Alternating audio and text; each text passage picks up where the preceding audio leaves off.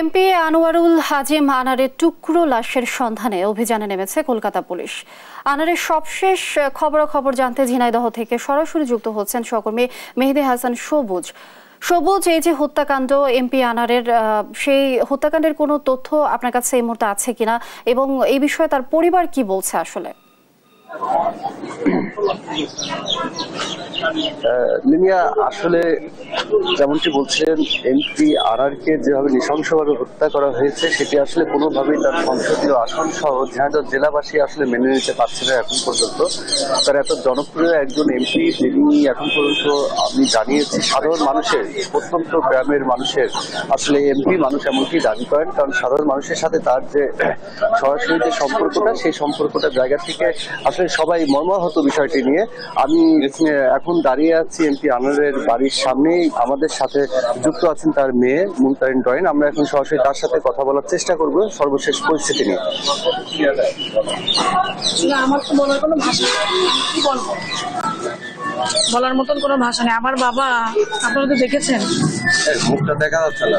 আমার বাবার সার্বক্ষণিক আমার বাবার সাথে আমি খুব টাচে থাকতাম। আমরা এখানে ইন্ডিয়ার কথা আসছে, আপনাদের একটা কথা ক্লিয়ার করতে চাই।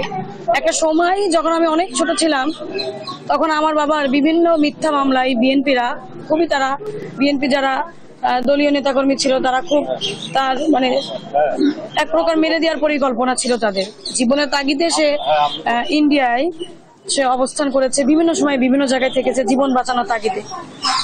তো সেই জন্যই সে আসলে ইন্ডিয়ার সাথে তার যে একটা সম্পর্ক, সেই সময় যে সে 14টা বছর কাটিয়েছে, তার কারণে সে মাঝে মধ্যেই বিভিন্ন ডাক্তার দেখানো হোক বা এতদিন থেকেছে, অনেক শুভাকাঙ্ক্ষী আছে তাদের সাথে দেখা করতে যেত। তার কখনো মনেই হয়নি যে ইন্ডিয়া আমার যে জায়গায় আমার জীবন বাঁচিয়ে আজকে আমি এমপি হচ্ছি, যারা সে দেশে গেলে আমার কোনো ক্ষতি হতে পারে। এটাই আপনারা যে ইন্ডিয়ার কথা, কলকাতার কথা বলছেন, এই জন্য আমি একটু ক্লিয়ার করলাম যে আসলে সে তার জীবনের 14টা বছর সে সেখানে তার জীবন বাঁচিয়েছে থেকে। এবং আমি আমার যখন এতটুকু ছোট বয়স, তখন আমি আমার বাবাকে কখনো দেখিনি। আমাদের বাসায় পুলিশ আসতো, এসে জিজ্ঞেস করতো তোমার বাবা কই। এভাবে আমার বাবার হয়রানি, নির্যাতন করেছে।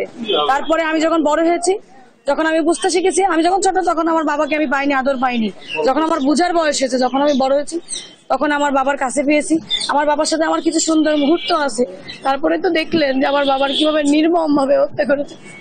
আমি একটা সন্তান হিসেবে আমার বাবার হত্যার বর্ণনা আমি করতে চাই না। আমার বুকের মধ্যে চিরে যায়, আমার কলিজা চিরে যায়। আমি কি করে হত্যার বর্ণনা করবো বলেন আপনারা? আমি শুধু বিচার চাই, আমি সর্বোচ্চ বিচার চাই, এবং আমি এর শেষ পর্যন্ত দেখতে চাই। এবং শেষ অবধি আমি ডরিন, আমি আনারের সন্তান, আমি যাব যেখানে যা করতে হয় আমি তাই করবো। আর মাননীয় প্রধানমন্ত্রী আছে, তিনি আমার মায়ের মতন, আমার অভিভাবক বলতে আমার কেউ নাই আমার মা ছাড়া। আর সে আমার অভিভাবক, সে আমাকে যেভাবে বলবে, যা করতে বলবে আমি তাই করব, রাজনীতিও করব। আপনারা আমার পাশে থাকবেন, আপনারা সাংবাদিক ভাইয়েরা আমার সহযোগিতা করবেন সবসময়।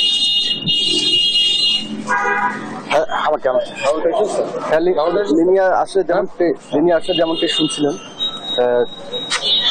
শুধু তার মেয়ে ডরিন নয়, পুরো কালীগঞ্জ উপজেলাবাসী আসলে দাবি যত দ্রুত সম্ভব এই এমপি আনার হত্যা, নৃশংস হত্যাকাণ্ডের এই বিচার, মূল পরিকল্পনাকারী এবং হত্যাকারীর সংশ্লিষ্ট যারা আছেন এবং এখনো যাদের নাম আসেনি, সবাইকে আসলে বিচারের আওতায় এনে কঠিন শাস্তির আওতায় আনা হোক। এই ছিল ঝিনাইদহ থেকে সর্বশেষ পরিস্থিতি। সবুজ, ধন্যবাদ আপনাকে। দর্শক, এমপি আনার হত্যাকাণ্ড নিয়ে বিস্তারিত জানাচ্ছিলেন সহকর্মী সবুজ।